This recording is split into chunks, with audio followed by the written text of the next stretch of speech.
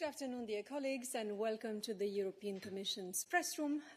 Thank you also for following us live on Europe by satellite today, 11th of May, 2022.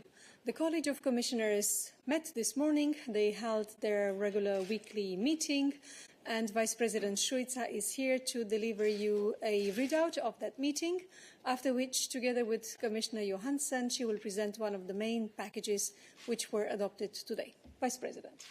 Thank you. Thank you. Good afternoon to everybody. Dear ladies and gentlemen, welcome to today's college. This morning we adopted a comprehensive package to protect our children. The first pillar aims at providing better internet for kids, and the second pillar is a proposal to prevent and combat child sex abuse and exploitation. Commissioner Johansson and me will elaborate on these proposals in a moment. Additionally, we adopted a proposal called the Debt Equity Bias Reduction Allowance, also known as DEBRA.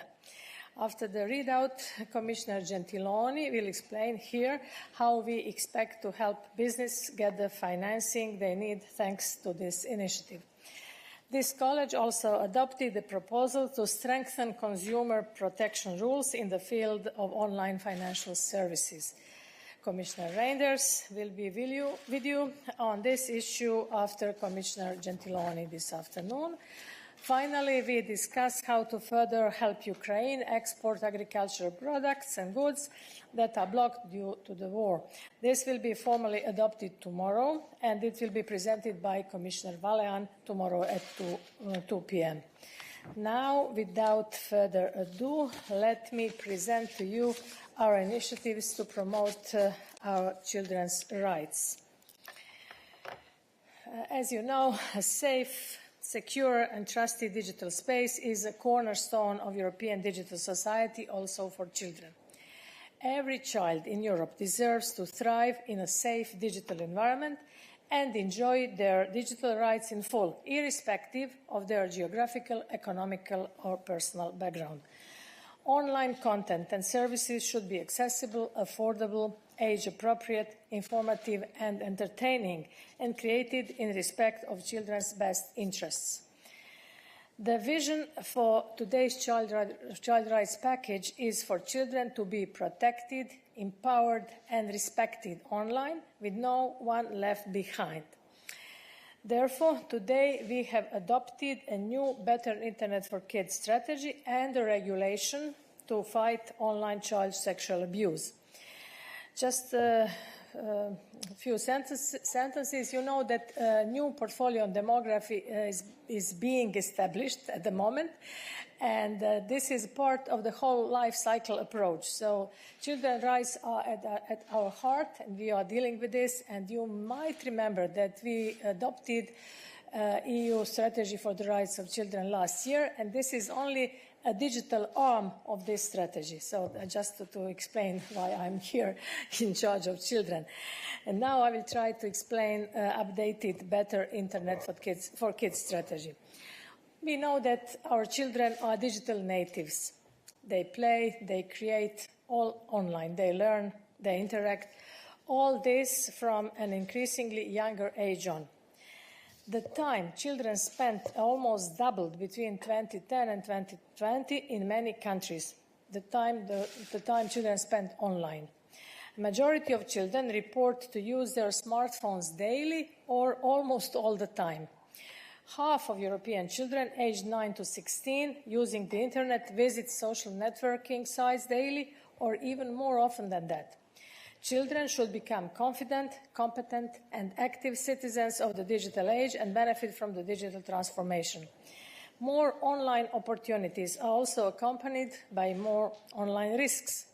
Access to violence, to cyberbullying and online sexual abuse, or children are also consumers. There is the impact of mental health too. And Better Internet for Kids is the digital arm, as I already said, of the Commission's Rights of the Child strategy. We aim to achieve deeper digital literacy, healthy digital habits, and better digital skills amongst our younger generation. Children need digital skills to make informed digital choices and for future opportunities in life and at work. These matters were also given prominence in the Conference on the Future of Europe, where the European Citizens Panel, which was dealing with values and rights, called for increased protection of minors online. And this was endorsed by the conference plenary last Monday, 2 days ago, and it is included in a proposal that was presented to three presidents, President of the Council, President of the Council, Commission and the Parliament on 9th of May last Monday. So only 2 days after the proposals were presented to three presidents, we are already starting its implementation. The objective of this Better Internet for Kids strategy is to improve children's well-being online through age-appropriate digital services with no child left behind, with every child in Europe to be protected, empowered and respected online. And this strategy is in line with European Union values and the Declaration on Digital Rights and the Principle for the Digital Decade. The Better Internet for Kids strategy is our flagship initiative in this year, which is declared European Year of Youth. And there are three pillars. First pillar is safe digital experience to protect children from harmful and illegal online content, contact and consumer risks. Second pillar, digital empowerment, so children acquire the necessary skills and competencies to make sound choices and express themselves in the online environment safely and responsibly. And the third pillar is active participation, respecting children by giving them a say in the digital environment, with more child-led activities to foster innovative and creative, safe digital experiences. A key action will be the development of the first code of conduct under the Digital Services Act. To conclude, the strategy will help implement the European Union child safety legislation, including the strengthened provisions in the new Digital Services Act and the regulation to prevent and combat child sexual abuse and sexual exploitation. And this regulation will be also adopted today, as I earlier said. According to the Council of Europe, at least 1 in 5 children falls victim to sexual violence during childhood in Europe. So these numbers are really embarrassing. Global studies reveal that over half of its respondents had experienced some form of sexual abuse online during their childhood. Online child sexual abuse has wide-ranging long-term consequences for children and leave a deep trauma. Some may and do never recover. Online child sexual abuse material is a product of the manifested physical sexual abuse of children, and it is highly criminal. Child sexual abuse is preventable if all of us work together to protect our children. We need a whole society approach for this, from prevention to the detection, to the law enforcement and the victim's support. And as I already said this morning, it's our obligation and responsibility to act. We do not allow child sexual abuse offline, so we must not allow it online. And I want to thank you for listening, and I think my dear colleague, Madam Johansson, Ilva, will explain in details this regulation, and this is really at the heart of her work. Ilva. Thank you, Dubravka. I would like to start with a message to children that are trapped in a cycle of abuse, who are not safe in their homes or in their environment. It's not your fault. You are not alone. This proposal is about protecting you, rescue you, helping you. To the survivors who know that photos and videos of their worst moment in life is still shared online.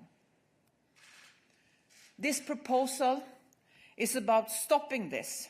You should not have to relive your nightmares again. To the police officers who are frustrated about not being able to investigate these crimes enough, even though it's a very huge amount of children that are victims. This proposal is about a groundbreaking European legislation that will help you to prosecute more criminals. And to the perpetrators, we are coming for you. This proposal is about a heinous and huge crime. As Dubravka just said, nobody knows for sure, but Council of Europe estimates that 1 child out of 5 is a victim of sexual violence. Very often this goes on. The perpetrator is very often somebody that the child trusts or trusted, somebody in the family, or among family's friends, or maybe somebody that is active in the same sport club or a leader in something that they do on their free time. We also know that very often the only way to detect this is when the perpetrators post these things, the films and the video and the photos online. It can go on for years in the dark, with nobody actually knowing about the victims. But when it goes online, it's possible to detect and then also to rescue the children and to go after the perpetrators. Last year, there were reported globally 85 million photos and videos of child sexual abuse in 1 year. And these reports came from only 5 companies. So a lot of companies are not doing the detection today. I presented a strategy to fight child sexual abuse 2 years ago with a comprehensive approach. This proposal today is mainly focusing on the online component. We are failing to protect children today. But with this proposal, it's tough, it's unprecedented, and it's a groundbreaking proposal that makes Europe in the global lead of the fight against child sexual abuse online. We propose today to set up an independent EU centre to fight child sexual abuse. This centre should have a very important role for the legislation on detection of online child sexual abuse. I will come to that in a moment. This EU centre will also be important to help and support member states in the prevention of this crime and to support the victims and to make sure that no victim, no survivor should have their content circling around on the internet after. We propose that this new centre should be a new agency, totally independent, with its own executive director, with its own management board, but it will be co-host together with Europol to share the overhead costs and also to make it easy for the important close cooperation that they need to have with the law enforcement. On the regulation I'm proposing, it's about the detection of this child sexual abuse material. Companies have voluntarily detected these content for over a decade. For it's mostly shared in interpersonal communication. And companies detect today this interpersonal communication, and when they find it, they report it and delete it. As I said, 85 million videos and photos were reported last year. In the EU, the reports related to the European Union, the member states, have increased with 6,000% the last 10 years. Why is this increasing? Of course, nobody knows for sure, but I think one important reason is, of course, of profit, but also that the business model of some of these pedophile rings is that you have to pay by producing new material to be able to look at old material. And what I mean with new material means new rapes, that you have to rape a child, send it online, stream it live maybe, to be able to see others rape children. The content that has been growing the most is those that include children between 7 and 10 years old. In the US, they found out in the investigations of criminal investigation of perpetrators, 50% of the shared material in those investigations were including babies and toddlers. We have also seen an increase in grooming, especially during the pandemic, and also so-called self-produced material, where a perpetrator forces a child to do sexual things with themselves or with others like siblings, threatening them to post things online if they don't continue doing worse and worse things. This is about child sexual abuse material. It's a clear definition of child sexual abuse, and the directive against child sexual abuse is the one that we use.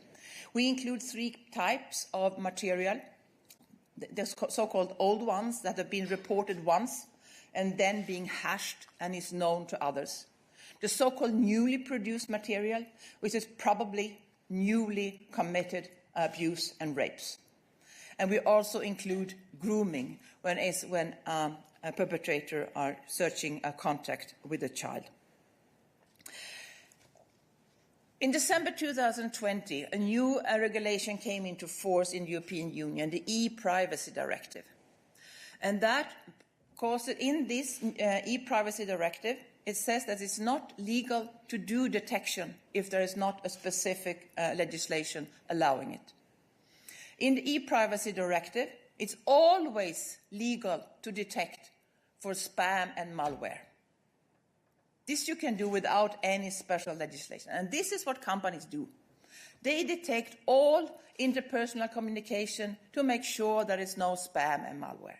Why do they do that? For profit, of course. Because we will not use these communication services if they're being infected with spam and malware. So it's for purely survival reasons that they have to do that. Otherwise, they can't sell their services. But I'm now proposing that this should also be allowed to do the detection for the child sexual abuse material, to continue to do that. And this comes, of course, with a lot of safeguards. I will explain that to you. What we are targeting in this legislation are the providers, service providers online, and hosting providers. Child sexual abuse material globally, 90% of it is hosted in the EU. So we are a big host of child sexual abuse material in our member states. The legislative proposal is based on the GDPR, it's based on the Digital Service Act, and it's very tailored to target this child sexual abuse material online. We propose to make it mandatory for all providers of services and hosting to make a risk assessment. Is there a risk that my service, my hosting, will be used or abused for sharing child sexual abuse material? They have to do the risk assessment. They have also to present what kind of mitigating measures they are taking. For example, if children have access to this service or not. They have to present this risk assessment and the mitigating measures to a competent authority in the member state where they are based or in the member state where they have appointed a legal representative in the European Union. This competent authority will assess this, see how big is the risk, how effective are the mitigating measures, as there are need for additional measures. Then they will come back to the company, they will consult the EU Centre, they will consult the data protection agencies to say whether there should be a detection order. And if they find there should be a detection order, then they should ask another independent authority, could be a court in that specific member state, to issue a detection order for a specific period of time. And that could take into account what kind of technology they are allowed to use for this detection. So that's how we put a safeguard. So it's not allowed to do a detection without a detection order. But when there is a detection order, you're obliged to do it, and you're obliged to report when and if you find the child sexual abuse material online. And this should be reported to the EU Centre, who will have an important role to assess whether it should be put forward to the law enforcement, whether they should have an answer to the companies, whether they have false hits, for example, and what kind of outcome is of those reports. There have been a very good cooperation in the college to create this new legislative proposal. This will come instead of the temporary legislation that is now in place to allow for the detection of child sexual abuse online. This will be the permanent legislation. It will put the European Union in the global lead on the fight on online sexual abuse. And, of course, I'm prepared to hear criticism from companies because detecting child sexual abuse material, protecting children, is maybe not profitable, but it's necessary. And in my view, as politicians, as the Commission, we are obliged to propose the proper legislation to protect children online. Thank you. Thank you very much, Commissioner. I will now open the floor to your questions.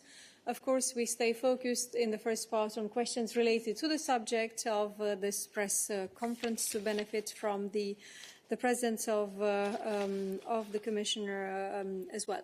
So, yes, please go ahead.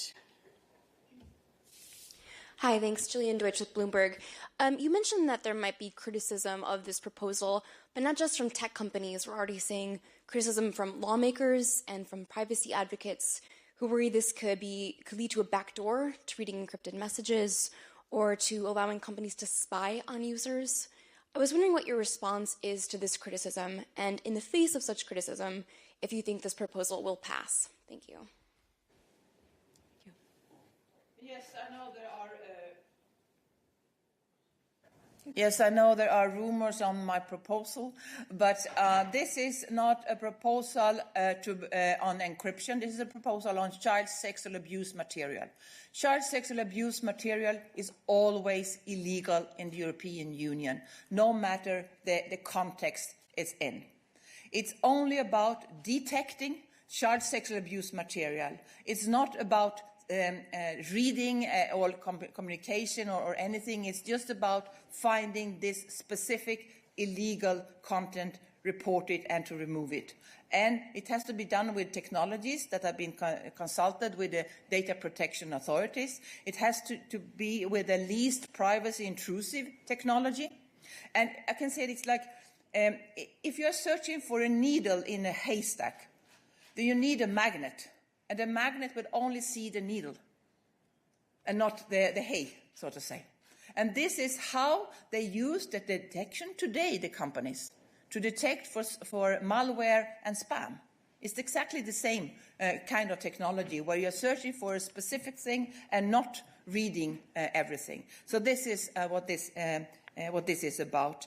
And yes, I think and I hope really that this will be adopted. We can't continue leaving children without protection as we are doing today. Thank you very much, Commissioner. I will now take a question online from Alexander. Let's connect him.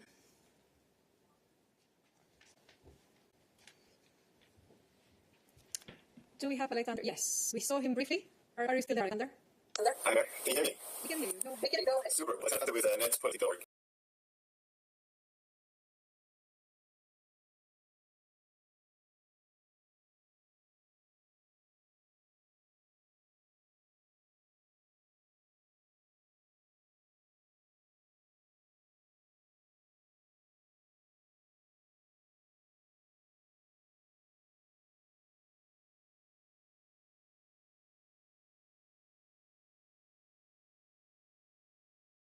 pictures will happen on the side of the device of the user. So I wonder why the Commission did not make explicit that it does not want to do client-side scanning, because that is the one thing that creates a lot of controversy and will also possibly undermine encryption. Why did the Commission not make the decision to explicitly ban that in the proposal? Thank you very much, Alexander. The sound quality wasn't great, but I hope that the Commissioner got the gist of your question. Yes, this legislation is technology neutral. And I think this is extremely important in these days. Technology is developing extremely fast. And of course, we have been listening to those that have concerns about the privacy of the users. We have also been listening to those that have concerns about the privacy of the children victims.